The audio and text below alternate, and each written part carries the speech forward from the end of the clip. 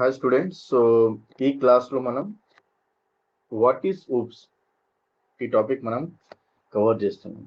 So oops అంటే ఏంటి? oops means object oriented program. Okay, so first మనం understand చేద్దాం ఈ టాపిక్ ఎందుకు యూజ్ చేస్తున్నాము, ఈ టాపిక్ తో యూజ్ ఏముంది. So object oriented programming means మనం ఏదైనా అప్లికేషన్ డెవలప్ చేస్తున్నాం, ఆ అప్లికేషన్ లో మీరు ఏదైనా ఎగ్జాంపుల్ తీసుకోవచ్చు. ఫేస్బుక్ ఉంది, ఇన్స్టాగ్రామ్, యూట్యూబ్ ఉంది, Flipkart, Amazon, Zomato, Gmail. Okay, so ఇట్లాంటి అప్లికేషన్స్ లో ఒక యూజర్ ఉన్నారు. ఆ పర్టికులర్ యూజర్ ఏదైనా రిపీటెడ్ టాస్క్ చేస్తున్నారు. ఒక user same task number of time చేస్తున్నారు, లేకపోతే ఒకటి టాస్క్ ఉంది, మల్టిపుల్ యూజర్స్ అదే టాస్క్ చేస్తున్నారు. Example, creating an account in Gmail. Gmail లో మనం ఒక అకౌంట్ క్రియేట్ చేయాలా, లేకపోతే ఫేస్బుక్ లో అకౌంట్ క్రియేట్ చేయాలా. సో దానికి రిక్వైర్మెంట్ ఏముంది? ఓకే, ఎగ్జాంపుల్ లాగా సింపుల్ ఇక్కడ ఫేస్బుక్ ఓపెన్ చేస్తాం. Okay, this is Facebook and create new account. So ఇప్పుడు చూడండి, సో ఇప్పుడు ఒక 100 యూజర్స్ ఉన్నారు, 1 lakh యూజర్స్ ఉన్నారు, 1 billion యూజర్ ఉన్నారు. సో ఆ యూజర్స్ కి అకౌంట్ క్రియేట్ చేయాలంటే వాళ్ళు ఏం చేయాలి? ఈ సేమ్ డీటెయిల్స్ వాళ్ళు ఫిల్ చేయాలి, right? So this is one task for the user, right? So ఆ యూజర్స్ ఈ పర్టికులర్ అన్ని particular first name, last name, mobile number, email address, new password, అన్ని డీటెయిల్స్ ఫిల్ చేయాలి. సెకండ్ యూజర్ కూడా same చేయాలి. 100 users ఉంటే కూడా సేమ్ చేయాలి. 1 lakh యూజర్ ఉంటే కూడా వాళ్ళకి సేమ్ ప్రాసెస్ ఉంటుంది. సిమిలర్ గా నెక్స్ట్ ఎగ్జాంపుల్, ఎవరైనా ఫ్లిప్కార్ట్ లో ఏదైనా ప్రొడక్ట్స్ సేల్ చేస్తున్నారు. ఓకే, టీ షర్ట్ సేల్ చేస్తున్నారు, షూస్ ఉన్నాయి, మొబైల్స్ ఉన్నాయి, ఏదైనా సేల్ చేస్తున్నారు వాళ్ళు. సో వాళ్ళకి ఫస్ట్ ప్రాసెస్ ఏముంది? వాళ్ళు కూడా సెల్లర్ అకౌంట్ క్రియేట్ చేయాలి.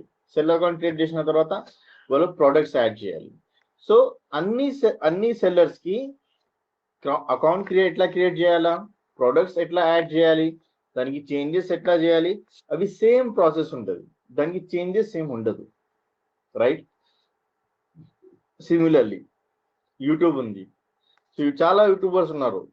సో వాళ్ళకి యూట్యూబ్ లో అకౌంట్ క్రియేట్ చేయాలా, నెక్స్ట్ ఆ యూట్యూబ్ లో ఏదైనా వీడియోస్ అప్లోడ్ చేయాలంటే వాళ్ళకి సేమ్ ప్రాసెస్ ఫాలో చేయాలి, రైట్? సిమిలర్లీ ఫేస్బుక్ ఉంది, ఇన్స్టాగ్రామ్ ఉంది, ఏదైనా సోషల్ మీడియా వెబ్సైట్స్ ఉన్నాయి, దాంట్లో మనకు ఏదైనా పోస్ట్ చేయాలా, సెల్ఫీ అప్లోడ్ చేయాలంటే ఎట్లా ఉంటుంది? సేమ్ ప్రాసెస్ ఉంటుంది. అన్ని యూజర్స్ కి సేమ్ ప్రాసెస్ ఉంది. సో ఏదైనా ప్రాసెస్ మనం ఏదైనా పర్టికులర్ టాస్క్ మనం ఓకే దాంట్లో డేటా స్టోర్ అవుతుంది. ఇంకా ఏంటంటే అది రిపీటెడ్ టాస్క్ ఉంది. సో దానికి మనం ఏం చేస్తాం? ఒక స్ట్రక్చర్ డిజైన్ చేస్తాం, ఒక మోడల్ క్రియేట్ చేస్తాం. క్రియేట్ చేసిన తర్వాత ఏదైనా యూజర్స్ ఉన్నారు, వాళ్ళు దాంట్లో ఏదైనా డేటా ఫిల్ చేస్తే, ఆ టాస్క్ కంప్లీట్ చేస్తే ఆ పర్టికులర్ డిఫరెంట్ యూజర్స్ కి ఒక డిఫరెంట్ టాస్క్ కంప్లీట్ అవుతుంది. ఓకే, ఎగ్జాంపుల్ లో చెప్తున్నాను. ఒక అపార్ట్మెంట్ ఉంది. ఓకే, ఒక డెవలపర్ ఉన్నారు. సో వాళ్ళు ఒక అపార్ట్మెంట్ బిల్డ్ చేస్తున్నారు. సో జస్ట్ అజ్యూమ్ చేయండి. ఓకే, ఒక 5 floor అపార్ట్మెంట్ ఉంది. ఈచ్ ఫ్లోర్ లో ఒక 3 BHK 4 పోర్షన్స్ ఉన్నాయి. సో టోటల్ ఎంత అవుతుంది? 5 floors ఉన్నాయి. సో ఫస్ట్ ఫ్లోర్ లో 4 పోర్షన్స్ ఉన్నాయి, సెకండ్ లో 4, అంటే 4 into 5 ఎన్ని 20 పోర్షన్స్ అవుతాయి. సో అజ్యూమ్ చేయండి ఎగ్జాంపుల్ లాగా అన్ని పోర్షన్స్ ఈక్వల్ సైజ్ గా ఉంది. అన్ని పోర్షన్స్ ఈక్వల్ సైజ్ గా ఉన్నాయి, సేమ్ 3 BHK ఉన్నాయి, దాంట్లో అన్ని particular same everything is same ఉంది. సో అప్పుడు ఆ 3 BHK 20 ఉన్నాయి కదా, ఇన్ని portion total 20 portions, each floor కి 4 పోర్షన్స్. సో ఆ 20 పర్టికులర్ పోర్షన్స్ కి 20 డిజైన్స్ అవసరమా? ఒకటేసారి డిజైన్ క్రియేట్ చేస్తే ఓకే, సింపుల్ ఆన్సర్. ఒకటే డిజైన్ తో మనం 20 పర్టికులర్ 3 BHK ఇంప్లిమెంట్ చేయొచ్చు, రైట్? సిమిలర్ గా మనం ఏదైనా అప్లికేషన్ డెవలప్ చేస్తున్నాం, దాంట్లో ఏదైనా మనం రిపీటెడ్ టాస్క్ చేస్తున్నాం, దానిలో డేటా స్టోర్ అవుతున్నాయి. ఓకే, సో దానికి మనం ఏం చేస్తాం? సపరేట్ కోడ్స్ రాయం మనం. ఓకే, సో అప్పుడు మనం ఏం చేయాలి, ఒక మోడల్ క్రియేట్ చేయాలి, ఒక స్ట్రక్చర్ క్రియేట్ చేయాలి. ఆ మోడల్ స్ట్రక్చర్ క్రియేట్ చేసిన తర్వాత డిఫరెంట్ డేటా ఉంటుంది కదా, అది ఒక సపరేట్ పర్టికులర్ ఫార్మాట్ లో స్టోర్ అవుతుంది. సో దానికి మనం ఈ పర్టికులర్ ప్రాసెస్ మనం హ్యాండిల్ చేయాలంటే దానికి మనం ఆబ్జెక్ట్ ఓరియంటెడ్ ప్రోగ్రామింగ్ అంటాం. ఇంకా ఏంటంటే మీరు ఏదైనా పర్టికులర్ అప్లికేషన్ డెవలప్ చేస్తున్నారు, ఆ పర్టికులర్ అప్లికేషన్ లో ఎగ్జాంపుల్ ఒక గేమ్ వెబ్సైట్ ఉంది. ఓకే, ఆ గేమ్ వెబ్సైట్ లో ఫర్ ఎగ్జాంపుల్ కార్స్ ఉంది, మీరు ఒక కార్ గేమ్ డెవలప్ చేస్తున్నారు. సో వైస్ సిటీ ఉంది, ఏదైనా పర్టికులర్. సో అక్కడ డిఫరెంట్ కార్స్ ఉంటాయి. ఏదైనా పర్టికులర్ గేమ్ లో డిఫరెంట్ అవతార్స్ ఉంటాయి, యాక్సెసరీస్ ఉంటాయి. సో ఎగ్జాంపుల్ కార్ ఒక అవతార్ తీసుకోండి, ఒక ఫ్యూచర్ తీసుకోండి. సో ఆ కార్ గేమింగ్ లో మల్టిపుల్ డిఫరెంట్ కార్స్ ఉంటాయి. కానీ ఈ డిఫరెంట్ కార్స్ కి కొన్ని కామన్ ఫీచర్స్ కూడా ఉంటుంది. కామన్ ఫీచర్స్ ఏముంటది, start the car, stop the car, right turn, left turn, okay, race, okay, ఇట్లాంటి బ్రేక్. సో ఇట్లాంటి కొన్ని ఫీచర్స్ ఉంటుంది. సో ఈ ఫీచర్స్ అన్ని కార్స్ లో సేమ్ ఉంటుంది, రైట్? సో మనం అన్ని కార్స్ కి సపరేట్ కోడ్ రాయాలా, అవసరం లేదు. మనం ఒకటేసారి రాసిన తర్వాత డిఫరెంట్ కార్స్ కి ఈ పర్టికులర్ కోడ్ మనం అటాచ్ కూడా చేయొచ్చు. ఓకే, ఒక పర్టికులర్ కోడ్ కి మనం వేరే కోడ్ లో మనం అటాచ్ చేయొచ్చు. ఓకే, దానికి ఏమంటాం అది కూడా నేను మీకు ఎక్స్ప్లెయిన్ చేస్తా. సో ఇవి కొంచెం పాయింట్స్ చెప్తున్నా మీకు బేసిక్ అండర్స్టాండింగ్ కోసం. సో ఆబ్జెక్ట్ ఓరియంటెడ్ ప్రోగ్రామింగ్ కి మనం ఎందుకు యూజ్ చేస్తున్నాం. ఓకే, జస్ట్ ఎగ్జాంపుల్ తీసుకోండి, మీరు ఒక అప్లికేషన్ డెవలప్ చేస్తున్నారు, దాంట్లో వర్జన్ 1 ఉంది, వర్జన్ 2, వర్జన్ 3, వర్జన్ 4 అట్లా కొన్ని 6 months తర్వాత 1 year తర్వాత వర్జన్స్ అప్డేట్ అవుతున్నాయి, 3 months తర్వాత అప్డేట్ అవుతున్నాయి. సో అప్పుడు కొన్ని ఫంక్షనాలిటీస్ ఎట్లా ఉంటుంది, సేమ్ ఉంటుంది, అది చేంజ్ కాదు. కొన్ని ఫంక్షనాలిటీస్ చేంజ్ అవుతుంది. సో చేంజ్ అయిన న్యూ ఫంక్షనాలిటీస్ ప్రీవియస్ ఫంక్షనాలిటీస్ కి ఏం కావాలి, ఓవర్ రైట్ చేయాలి. ఓవర్ రైట్ చేస్తేనే అది వర్క్ చేస్తుంది, న్యూ ఫంక్షనాలిటీస్ వర్క్ చేస్తుంది. ఓకే, రెండు కూడా ఉంటే ఏమవుతుంది, ప్రాబ్లం అయిపోతుంది. ఓకే, అక్కడ ఇష్యూస్ వస్తాయి. సో అట్లాంటివి కూడా మనం ఓవర్ రైట్ చేయాలంటే కూడా మనం ఇక్కడ చేయొచ్చు functionalities. Okay, so that is the use of the object oriented programming. ఇంకా ఏంటంటే చాలా ఫీచర్స్ ఉన్నాయి ఆబ్జెక్ట్ ఓరియంటెడ్ ప్రోగ్రామింగ్ కి. మెయిన్ ఇది ఫీచర్స్ నేను ఇప్పుడు చెప్పిన. ఇంకా ఏంటంటే మనం ఓకే ఏదైనా పర్టికులర్ ట్రబుల్ షూటింగ్ కూడా చేస్తున్నాం, టెస్టింగ్ కూడా చేస్తున్నాం, దానికి కూడా చాలా ఈజీ అయిపోతుంది. ఓకే, అండ్ కోడ్ రీయూజబిలిటీ, మనం ఒక కోడ్ రాసిన మళ్ళీ ఈ పర్టికులర్ కోడ్ కి మనం రీయూజ్ కూడా చేయొచ్చు. నెక్స్ట్ పాయింట్ ఏంటి, ప్రొడక్టివిటీ కూడా ఇంక్రీజ్ అవుతుంది, ఎఫిషియెంట్ మేనర్ లో కోడింగ్ అవుతుంది, పర్ఫార్మెన్స్ కూడా బెటర్ అవుతుంది. ఇంకా ఏంటంటే డేటా కూడా ఉంది కదా, ఆ డేటా స్టోర్ చేయడానికి ఓకే ఒక ప్రాపర్ ఫార్మాట్ ఉంటుంది. ఓకే, ఎందుకంటే మనం ఒక యూజర్ 1, యూజర్ 2, ఒక 10 users అకౌంట్ క్రియేట్ చేసిన 100 users, అన్ని పర్టికులర్ డేటా ఒక సపరేట్ సెక్షన్ లో డేటా మనకు స్టోర్ అవుతుంది. ఓకే, అండ్ ఫ్లెక్సిబుల్ కోడ్ ఉంటుంది మనకు. Okay, code flexibility. Next point, ఏదైనా ఇష్యూస్ చూస్తే కూడా మనకు చేంజ్ చేయాలంటే కూడా చేంజెస్ కూడా ఈజీగా మనం ఇక్కడ చేయొచ్చు. ఓకే, మెయిన్ మనకు ఇక్కడ సెక్యూరిటీ కూడా ఉంటుంది. సో ఇట్లాంటి చాలా మనకు పాయింట్స్ ఉన్నాయి. Okay, so these are the some important points మీకు రాసిన నేను. ఓకే, సో ఇంకా ఏంటంటే ఇప్పుడు most usage or you can say add-ons, ఏదైనా మీరు బెనిఫిట్స్ ఓకే టూల్స్ ఏదైనా ఓకే డిఫరెంట్ వేస్ లో అండర్స్టాండ్ చేయొచ్చు, మీ ఇష్టం ఏదైనా పర్టికులర్ హెడింగ్ రాసుకోండి దీనికి. ఓకే, నెక్స్ట్ ఏంటంటే ఈ ఆబ్జెక్ట్ ఓరియంటెడ్ ప్రోగ్రామింగ్ మనం ఎట్లా యూజ్ చేస్తున్నాం, మనం ఒక కోడ్ రాస్తే ఎట్లా రాయాలి కోడ్. సో మెయిన్లీ దీంట్లో మనకు కొన్ని కాన్సెప్ట్స్ ఉన్నాయి. ఓకే, ఏమేమి కాన్సెప్ట్స్ ఉన్నాయి, ఓకే ఇక్కడ ఫస్ట్ థింగ్ మనకు క్లాస్ ఉంది, క్లాస్. నెక్స్ట్ మనకు ఆబ్జెక్ట్స్ ఉన్నాయి. ఇంకా ఏదంటే దాంట్లో మనం వేరియబుల్స్ కూడా సేవ్ చేస్తాం, దీంట్లో మనం ఫంక్షనాలిటీస్ కూడా సేవ్ చేస్తాం, దానికి మెథడ్స్ అంటాం. ఇంకా కన్స్ట్రక్టర్, ఇది కూడా ఒక మెథడ్ ఉంటుంది, దాని కూడా గురించి కూడా నేను మీకు ఎక్స్ప్లెయిన్ చేస్తాను. ఇంకా ఏంటంటే ఇన్హెరిటెన్స్ ఉంటుంది. ఓకే, నెక్స్ట్ మనకు పాలిమార్ఫిజం ఉంటుంది. ఓకే, నెక్స్ట్ ఇన్హెరిటెన్స్ ఉంది మనకు. ఓకే, నెక్స్ట్ అబ్స్ట్రాక్షన్స్ ఉన్నాయి.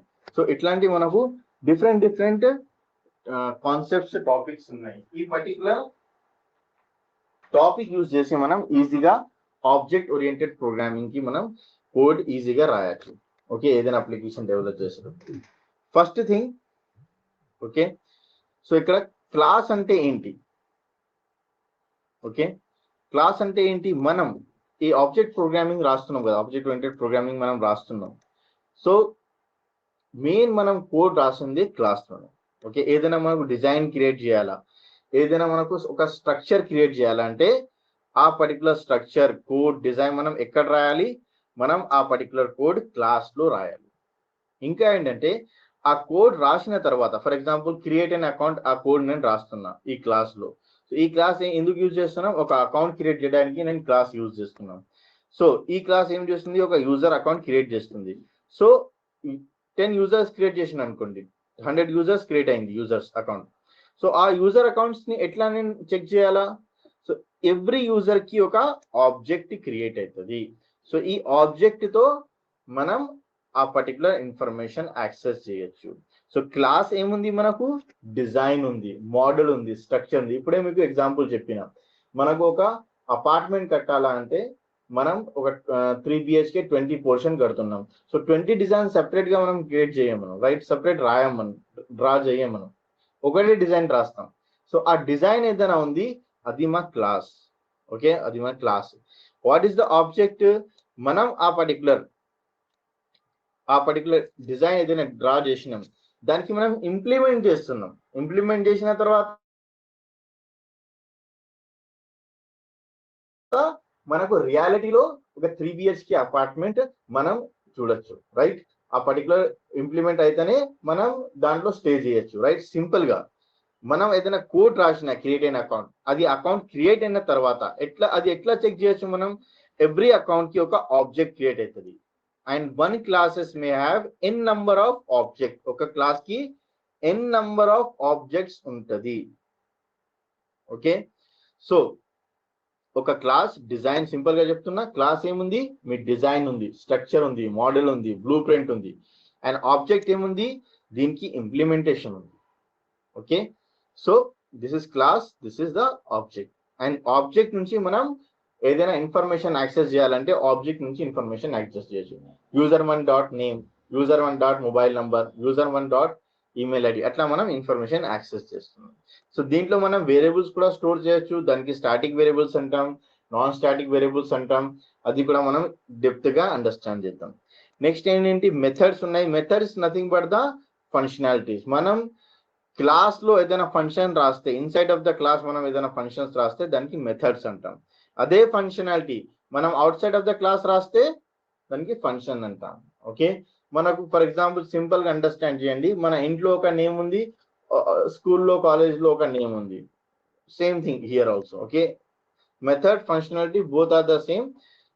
సింపుల్ థింగ్ ఇస్ మనం క్లాస్ లో మెథడ్స్, మనం క్లాస్ లో ఏదైనా ఫంక్షన్ రాస్తే దానికి నేమ్ ఏముంటది? మెథడ్స్ ఉంటది. అదే మనం function out side of the class రాస్తే దానికి పేరేముంది? ఫంక్షన్ ఉంది. సింపుల్. ఓకే, కన్స్ట్రక్టర్ ఏంటి? Constructor is a one type of method only. What is constructor? Constructor is a one type of method. So one type of method అంటే ఏంటి? ఈ particular మనం normal గా ఈ మెథడ్ మనకు క్రియేట్ చేయాలా అంటే మనం ఒక నేమ్ అసైన్ చేయాలా, బట్ మనం ఏదైనా ఫంక్షనాలిటీ రాయాలంటే మనం ఒక నేమ్ అసైన్ చేయాలా. ఆ ఫంక్షనాలిటీ ఎగ్జిక్యూట్ చేయాలంటే మనం ఏం చేయాలి? ఈ ఫంక్షనాలిటీకి ఆ నేమ్ కి కాల్ చేయాలి, అప్పుడే ఫంక్షనాలిటీ ఎగ్జిక్యూట్ అవుతుంది. కానీ కన్స్ట్రక్టర్ లో అట్లా ఉండదు.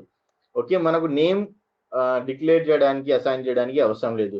ఇది ఒక ఫిక్స్ నేమ్ ఉంటుంది అనేది ఆటోమేటిక్ గా మనం ఏదైనా ఎప్పుడైనా ఆబ్జెక్ట్ క్రియేట్ చేస్తే ఆటోమేటిక్ గా ఇది ఎగ్జిక్యూట్ అవుతుంది. ఓకే, సో ఎప్పుడైనా మనకు కాల్ మీద ఎగ్జిక్యూట్ చేయాలంటే మెథడ్ యూజ్ చేయాలి. Without call just object create అయిపోయింది, అప్పుడు మనం ఏదైనా ఎగ్జిక్యూట్ చేయాలంటే ఫంక్షనాలిటీ, అప్పుడు మనం కన్స్ట్రక్టర్ యూజ్ చేయాలి. ఓకే, నెక్స్ట్ ఏముంది? ఇన్హెరిటెన్స్. ఇన్హెరిటెన్స్ ఎప్పుడు యూజ్ చేయాలి మనం? దానికి యూజ్ ఏముంది? ఇప్పుడే చెప్పినాం, ఒక game application example. Okay, so ఒక పర్టికులర్ మనం ఒక కార్ ఫ్యూచర్ ఒకసారి రాస్తున్నాం, స్టార్ట్ ఫంక్షనాలిటీ రాస్తున్నాం, స్టాప్ ఫంక్షనాలిటీ రాస్తున్నాం, అవన్నీ మనం ఫంక్షనాలిటీ రైట్ టర్న్ లెఫ్ట్ అవన్నీ ఫంక్షనాలిటీ మనం రాస్తున్నాం. సో వేరే కార్ కూడా సేమ్ ఒక పర్టికులర్ గేమ్ అప్లికేషన్ లో జస్ట్ అది మనం 10 డిఫరెంట్ కార్ తీసుకున్నాం. సో ఆ 10 కార్స్ కి కూడా ఇవి బేసిక్ ఫంక్షనాలిటీ సేమ్ ఉంటుంది. Okay, start the car, stop the car, right turn, left turn, brake, race, ఇది కామన్.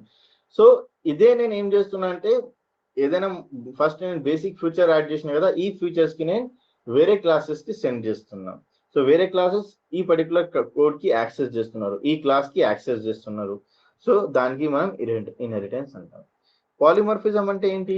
మన మల్టిపుల్ క్లాసెస్ యాడ్ చేసినాం, క్లాస్ క్రియేట్ చేసినాం, ఆ క్లాసెస్ లో మనం మల్టిపుల్ మెథడ్స్ యాడ్ చేసిన, ఏదైనా మెథడ్స్ కి మనం ఓవర్ రైడ్ చేయాలంటే, ఇప్పుడు నేను వర్జన్ 1 వర్జన్ 2 అట్లా ఎగ్జాంపుల్ ఇచ్చిన కదా, అదే పాలిమార్ఫిజం. ఓకే, ఇన్హెరిటెన్స్ 2 టైం రాసిన, ఇక్కడ ఎన్క్యాప్సులేషన్ వస్తుంది. ఓకే, ఎన్క్యాప్సులేషన్ అంటే మనం ఏదైనా పర్టికులర్ డేటా హైడ్ చేయాలంటే, నార్మల్ గా యాక్సెస్ పబ్లికలీ ఉంటుంది, కానీ అది మనం ప్రైవేట్ చేయాలంటే, మనం ఏదైనా వేరియబుల్ రాసినాం, మనం ఏదైనా మెథడ్స్ రాసినాం, దానికి మనం ప్రైవేట్ చేయాలంటే మనం ఎన్క్యాప్సులేషన్ యూజ్ చేయాలి. నెక్స్ట్ మనకు అబ్స్ట్రాక్షన్ ఉన్నాయి. సో అబ్స్ట్రాక్షన్ డైరెక్ట్ గా మనకు ఇన్బిల్డ్ గా లేదు, మనకి దానికి మనం వేరే లైబ్రరీతో యాక్సెస్ చేయాలా.